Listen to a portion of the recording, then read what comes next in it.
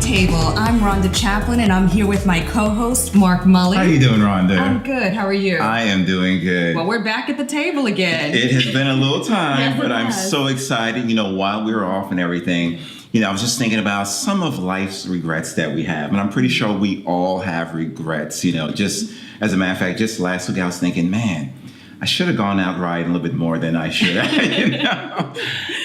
But what about yourself? Do you have any regrets? Well, I'm going to play devil's advocate because I don't believe in having regrets. Okay. My mindset is we're either doing something or we're not, and we have to be comfortable with the decision or the choice that we make. So I don't see it as a regret.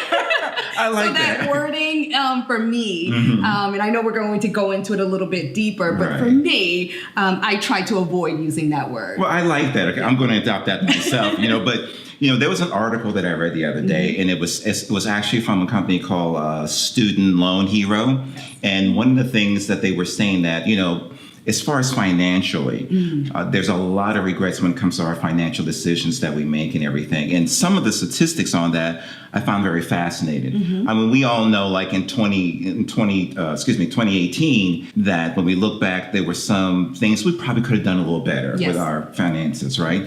But what the study had shown was that when it comes to some of the decisions that we make, I think the majority of those decisions fall under how we saved our money. Right. Or maybe how we utilize our debts, whether it's mortgage, student loans, those type of things. And I know you have some figures, right? Yes. So actually, when it came to, personal loans, some of the choices that were being made, credit card debt was around 59%. And we, even without looking at the stats, we hear it all the time. Exactly. We hear the real life experiences from people in the workplace, in the work environments, from even leadership, where they're talking about, I don't have enough money saved for emergencies. I don't have enough put aside for retirement. So what we're hearing as real life experiences from every single person we come into contact with, it's reflected in this survey. Right. So when you sent this over to me, and I'm reviewing it, and I was like, if he's looking for a shock factor, you're not going to get it. Because we hear this continually, and hence the reason why we actually started up the Money Table, to be able to address some of these things. Well, when we look at some of, like you mentioned, some of the numbers here, so the top 10 expenses that people will want to cut back on, right? One of the biggest ones I thought was interesting was dining out. Yeah, I thought that 48% of people say that that's something that they regret. But you choose. Exactly. You're choosing. It's a choice because, you're continuously laughing at me that I bring my bag of food wherever I go. You don't fall in that category. Not even close. Because I'm a big believer in, if I am going to go out, it's a treat. And on a regular, I recognized how much money I save when I am brown bagging it. I'm just following the principles. If you think about it, as children, when we went to school, our parents packed our lunch. Exactly. So why would we change that habit as an adult? Because all we're doing is we're impacting. I mean, think about it. That's close to 50% of people are acknowledging a year later that, wow, I'd like to cut back on this expense. Exactly. But what I want to transition to is really acknowledging, okay, so what are some things that we need to do differently? Or else we'll stay in this rut of, okay, I'm frustrated, I'm still doing this, but I'm not changing and shifting the landscape of my behaviors. Exactly. I love how you said behaviors. Because when I was looking at the chart, I was thinking, it's probably going to be shopping would be number one on that list, which I think that falls like... That was half of dining out. Right. Think about it. 48% of the people dining out, 21% clothes and shoes. Right. That's very interesting. But then it goes back to, why is there a health crisis? everything ties back into something else. Exactly. So it's one and the same. So that's the reason why I make a conscious decision. Yes, I'm frugal, and everybody knows that by now. But it's I wouldn't say you're frugal. I don't mean to cut you off, but I'm not going to call you. You're very smart with your money, and I want to talk about that in more detail. Yes. And I have an example. I have a practical example of how we can go about shifting our behaviors. And I love to share that example with you. Well, let's just go right into it. So, Rhonda, when we're talking about why is it people have quote unquote regrets on how they're making decisions on their money, one of the things that you and I talk about quite often is the importance of understanding that you have to assign money a task. So for instance, when you get up in the morning, you get ready. Right. What are some of the first things you do? You get up, you wash your face, you may take a shower. You have these things in place. You have an assignment of the things that you're going to do, including getting your coffee. I know that's important. But I don't stop out to get coffee. That's right. Because I don't want to become that 48%. Exactly. I have a coffee maker. And that's so important. So you assign your time, yes. But more importantly, you assign your money the things that you want to do. You said to yourself, well, I'm not going to go out and get that coffee. I'm going to bring it home. Therefore, I'm saving money. I'm still getting my coffee. Exactly. But now I'm saving money. Why? Because you're being strategic. And for a lot of people, they're not calculating how they are making their money work for them. Correct. And oftentimes, because once I came out to Baltimore, I even calculated not just the cost of the coffee, but it was also now the extra miles that it would take me to get to the closest Wawa. Exactly. Because it's not along the way. And oftentimes we lose sight of how much are we really spending in order to get that coffee, that tea, that Starbucks. We don't think about that. Well, let me add one to that, because this is something that I always struggle with. I don't understand someone going an extra 50 miles to get a sale on a dress or a pair of shoes. I'm like, how much did you really save? Wow. I'm not pointing. But you're absolutely right. Sometimes we're so focused on one area that we don't realize we're spending money on the other area. Exactly. And that's what we have to look at it in totality. And that's one of the reasons why I say that, we have to start to getting to a point where we acknowledge there are some things that we don't know. Exactly. Right? There's some things we know, but there's more that we don't know. Yeah. And then forget about the endless blind spots that are out there floating around. And this is why I say it's so important to not only assign your money, as you were talking about, but in reality, we can all say, do we know the right practice in order to do that? And that's the importance of having a coach. Exactly. And, a lot of times I like to kind of just take a practical example and then be able to kind of apply it all around. But let's hear it. So, recently, and I've shared with everyone about, the cycling accident, but I made the conscious decision that, on my bucket list has been I wanted to travel abroad and I wanted to do a bike tour. Right. And what I did was I finally made the decision, I'm going to Spain, y'all. Oh, nice. Nice. In May of next year, I'm going to Spain. I've signed up with a bike tour group with Parvilla. I'm super excited. Oh, nice. Okay. But I didn't stop there. The moment that I signed the application, I said, I'm going to do this.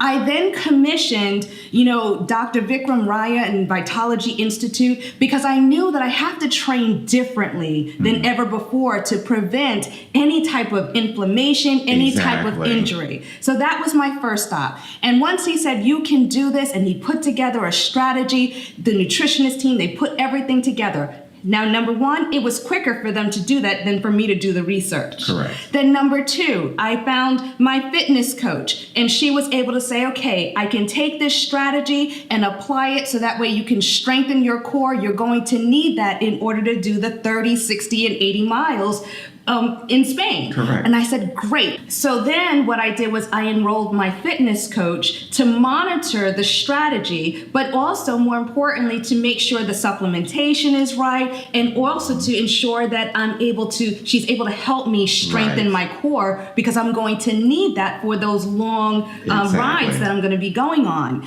And then for the cycling trainer, what I did was I reached out to someone because, Dr. Raya, he mentioned, well, you may want to consider the Peloton. Right. Right. So I reached out to someone, and because he's also an avid watcher of the Community for Money table, he was able to tell me about his experience with Peloton. But also, what's important, because he's heard me say how often I'm frugal. Right. I know you right. want to change that word. But he said, you know what? You can get the same results utilizing your current trainer, and that way you don't have to worry about that added expense. So he understood my capacity to want to, and my limitations. So you know what I'm hearing right there? You are surrounding yourself with wise counsel. There you go. That's what I'm hearing, because it would have been easy for someone to say, oh, let me just go ahead and get this Peloton.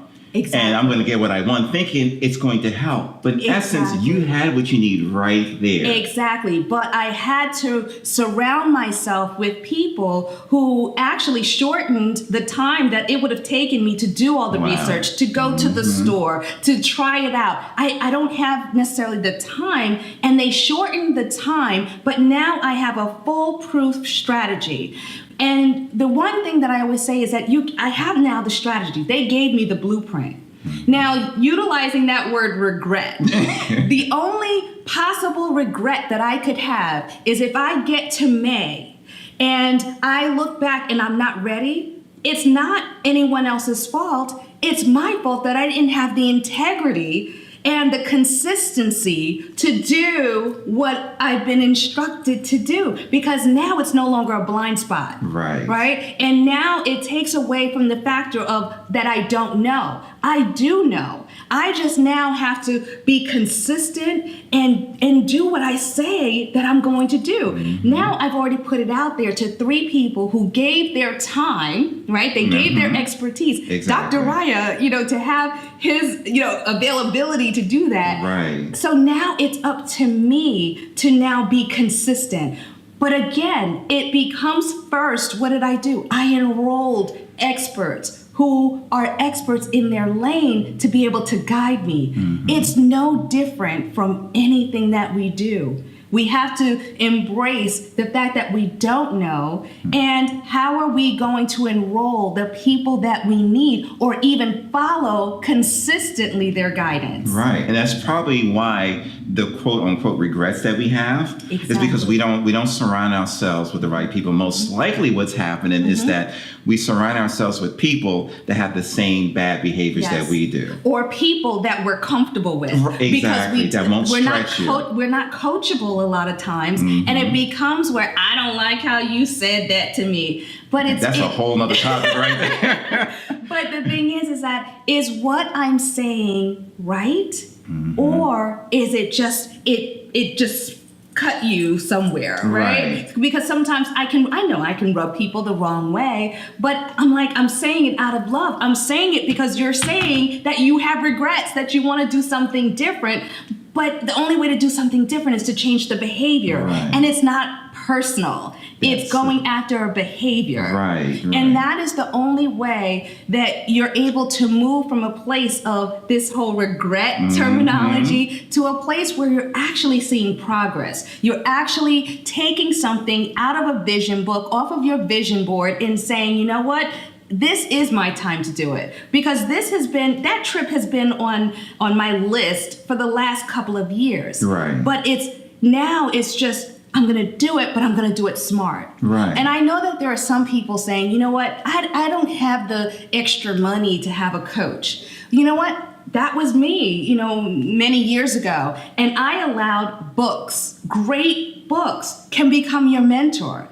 Mentored by a Millionaire was like my favorite book. Robert Kiyosaki's, all of his Rich Dad, Poor Dad. There are endless tools and resources, but to streamline it for you, we've added a resource page on the Money Table website, because we want to be able to remove this stigma of I have regrets, or this year is going to be my year, and then the end of the year, next year is going to be my year. We want to put an end to that, because it's not necessary. It's not needed. And there's some easy fixes that we can help with, that we put into place. Well, I think that's where using your example, what you went through, number one, you were open to the possibilities. Yes. So you sought out wise counsel. Correct. And then you listened. So if you wanted that Peloton, for example, you could have convinced yourself, well, I'm going to get it anyway because it's going to help me achieve my quote unquote goal. But you took heed that, you know what, I have the same equipment, well, the equipment that will give me the same results. Right. Why spend the extra money? Exactly. And that's where a lot of people fall short. They give themselves a reason. Yes. Well, I want this,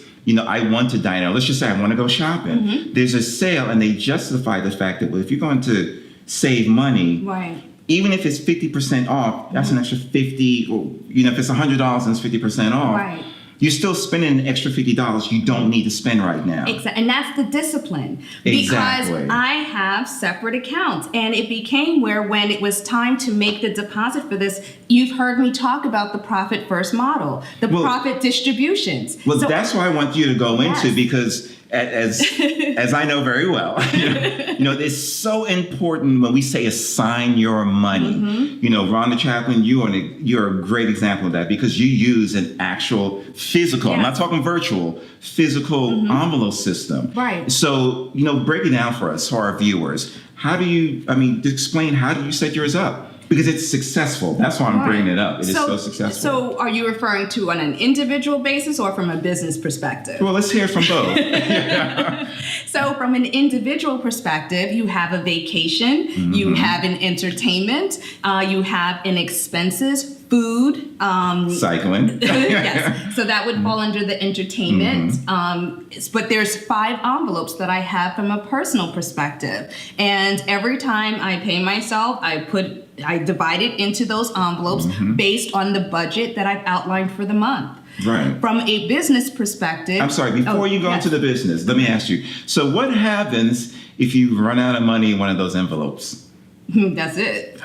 That's it. And I don't pay Peter. I don't rob Peter to pay Paul. Exactly. Right? I don't take from one envelope and put it into another, because that defeats the purpose. Exactly. So there goes that discipline again. Exactly. Because when I first started, I would do that. I would run out of, money in the food, and then I would take it from the entertainment. But then when I wanted to do something fun, it was, where do I pull this from? Exactly. And even hair, nails, all of that is in an envelope. And once it's gone, it's gone.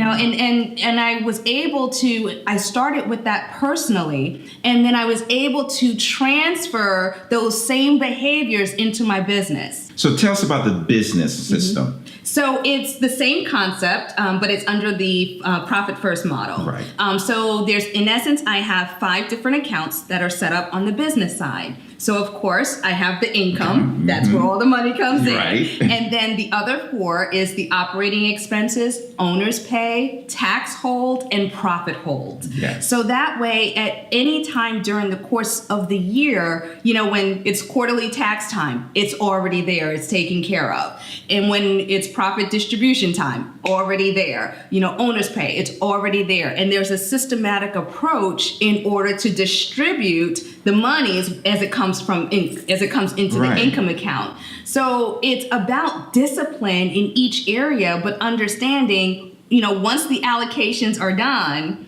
you don't, take from one to the other. That's the discipline that has to be in place. Well, that's why, the terminology we use a lot of time in our practice is the buckets, whether it's for a strategic retirement plan or just the profit sharing. It's always about creating these buckets. And I like what you said, the importance of understanding that each bucket has an assignment, and you don't rob from one to take the other one. And I think, for us, especially since you work so much with a lot of small businesses, that we see the fact that a lot of times it's just one bucket. Exactly. Everything's in one bucket. And when you see that one bucket, what ends up happening? You think, wow, I have all this money. Exactly. But that's not the case. And then you're wondering why there's not enough to pay for yourself. Exactly. There's not enough that you can put aside for retirement. Because what I do is I actually kind of do what you do. Like, looking at, and I know you call it red line, right? And I call it. But the thing is that it's the same thing. It's the same concept, whether you're looking at it from an individual standpoint or from a business owner standpoint.